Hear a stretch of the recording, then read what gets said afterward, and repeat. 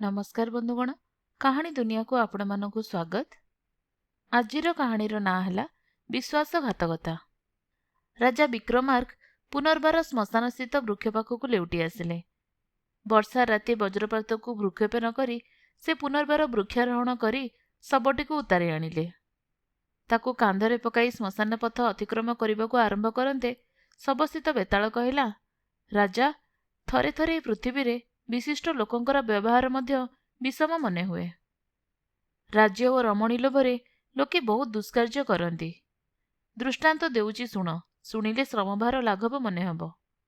बेताल कपिला। अमरावती राज्यर कथा। युवराज नवीन सिंह रोगग्रस्त हुए सान भाई वीर सिंह राजा हेले। किंतु सेमानंक अंते नवीन सिंह पुत्र अमरसेन सिंहासन रे बसिले। सेथिरे क्षुब्ध हेले वीरसिंह पुत्र चंद्रसेन। से अमरसेन को गोपन रे हत्या करने को चेष्टा कले। तांको चक्रांत जना पड़गला। अमरसेन तांको कहिले, तुमर सिंहासन पाई बहुत लोभ, मोर विद्या अध्ययन पाई लोभ। तुमे 5 वर्ष सिंहासन रे बसी शौक मेंटेई नियो। मु सेतिकी समय वाराणसी जाई अध्ययन करे, तापरे तुमे मते सिंहासन छाड़ीदेव। चंद्रसेन खुशी होई कहले, धन्यवाद, मु 5 वर्ष शांतशिष्ट भाव राजूति करी। मोहनपुर राज्यर राजांकर मणिमाला नामरे कन्या थिला। रूपगुण रे से कन्यार प्रतिद्वंदी केही नथिले।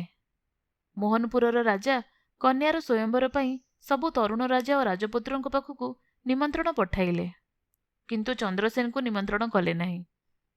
चंद्रसेन अपमान अनुभव करी मंत्री को निज कर्तव्य कौन बोली पचारते मंत्री कहिले, मोहनपुर राजा चाहती जे तांको कन्या राणी हेबो। आपण मात्र 5 वर्ष पई राजा होइछंती, तेणु से आपण को निमंत्रण करिवे काहेकि? चंद्रसेन कहिले, तेबे मु तांको जबद करिवि, सैन्य दल सज कर।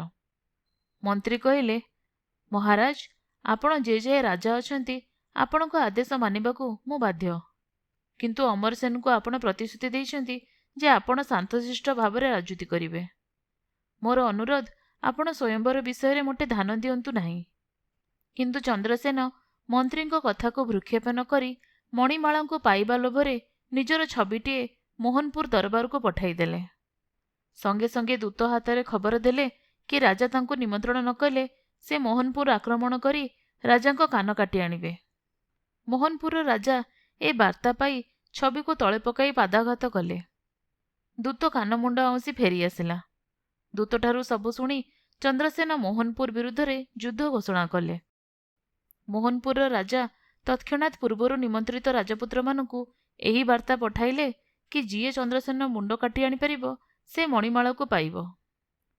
अनेक राजपुत्र निज निज सैन्य सामंत धरी अमरावती राज्य अभिमुखे अग्रसर हेले। गुप्तचर मानक पाखरु एसबु अवगत होई अमरसेन यथाशीघ्र आसी अमरावती रे पहुंचिले। नर उपरकु जाई से अदूररु आक्रमणकारी माने माड़ी आसुथुबार देखिले। तांको पाखरे ठिया होई थांती चंद्रसेन। सेतबेलुकु चंद्रसेन आतंकरे थरुथांती। जेतेबेले आक्रमणकारी राजकुमार माने नर प्राचीर पाखरे पहुंची गले, अमरसेन हठात निज तरबीर बाहर करी चंद्रसेनंको मुंड काटिदेले। मुंड जाई प्राचीर सेपटे पड़िला। आक्रमणकारी राजकुमार माने देखिले चंद्रसेन को मुंड सेमानकर पूर्वर जणे काटी सारिलाणी। सेमाने जे जा राज्य को फेरीगले। अमरसेन चंद्रसेनंको मुंड धरी मोहनपुर रे पहुंचिले।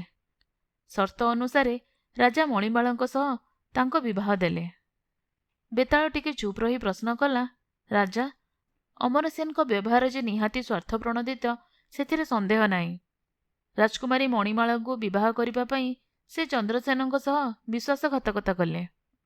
से जहा हो, जो अमरसेन चंद्रसेन को 5 वर्ष पई राज्य छाड़देला भली महत्व देखाइथिला, से पुणी एभली कार्य कले किपरि? राजा, पारिले मो प्रश्नर उत्तर दियो। उत्तर देबार शक्ति थिबा सत्वे जदि नीरव रहिब, तेबे तुम शिर हब स्कंदच्युत। राजा विक्रमार्क मुहूर्तटीए विलंब न करी कहिले, अमरसेन को आचरण उपरे मंतव्य देबा पूर्वरु प्रथमे चंद्रसेन को चरित्र विचार करिबा आवश्यक। भूलीगले चलिब नाही जे दिने चंद्रसेन अमरसेन को हत्या करने को चेष्टा करथिले। अमरसेन चंद्रसेन को केवल क्षमा करि नथिले, राजा होई शौक मेंटाइबार दुर्लभ सुजोग देइथिले। ଚନ୍ଦ୍ରସେନ ଶାନ୍ତଶିଷ୍ଟ ଭାବରେ ରାଜୁତି କରିବାର ପ୍ରତିଶ୍ରୁତି ଦେଇ ତାପରେ ସେ ପ୍ରତିଶ୍ରୁତି ଭଙ୍ଗ କରି ବିଶ୍ୱାସଘାତକତା କଲେ। ଅମରସେନ ଯଦି ଚନ୍ଦ୍ରସେନକୁ ହତ୍ୟା କରିନଥାନ୍ତେ ତେବେ କ'ଣ ହୋଇଥାନ୍ତା? କିଛି ସମୟ ଉତ୍ତାରୁ ଆକ୍ରମଣକାରୀ ରାଜକୁମାରମାନଙ୍କ ଭିତରୁ କାହାରି ହେଲେ କାହାରି ହାତରେ ଚନ୍ଦ୍ରସେନ ମରିଥାନ୍ତେ। ଏତେଗୁଡ଼ିଏ ସୈନ୍ୟବାହିନୀଙ୍କୁ ମୁକାବିଲା କରିବା ଅମରାବତୀର ସୈନ୍ୟବାହିନୀ ପକ୍ଷେ ସମ୍ଭବପର ହୋଇନଥାନ୍ତା। ତା ଛଡ଼ା ମନ୍ତ୍ରୀଙ୍କ ପରାମର୍ଶ ଅମାନ୍ୟ କରି ଚନ୍ଦ୍ରସେନ ଯେ ମଣିମାଳଙ୍କୁ ବିବାହ ହେବାକୁ ମନ ବଳଉଥିଲେ, ସେଥିରୁ ଏତକ ସ୍ପଷ୍ଟ ହୋଇଗଲା ଯେ ସେ ରାଜଗାଦି ଛାଡ଼ିବା ମତଲବରେ ନଥିଲେ। କାରଣ ମଣିମାଳଙ୍କୁ ରାଣୀ ରୂପରେ ନ ରଖିପାରିଲେ ସେ ଅପମାନ ଅନୁଭବ କରନ୍ତେ। ନିଜେ ରାଜା ହୋଇ ରହିବାକୁ ହେଲେ ଅମରସେନକୁ ସେ ହତ୍ୟା କରନ୍ତେ ହିଁ କରନ୍ତେ। ରାଜ୍ୟର ଶାନ୍ତି ପାଇଁ ତଥା ଏ ସମସ୍ତ ବିଚାରକୁ ନେଇ ଅମରସେନ ଯାହା କଲେ ତାହା ରାଜୋଚିତ ନିଶ୍ଚୟ। ରାଜା ବିକ୍ରମାର୍କ ମୌନଭଙ୍ଗ ହେବା ମାତ୍ରେ ଶବ ସହ ବେତାଳ ତାଙ୍କ କାନ୍ଧରୁ ଖସିଯାଇ ପୁନର୍ବାର ବୃକ୍ଷଡାଳରେ ଝୁଲି ପଡ଼ିଲା।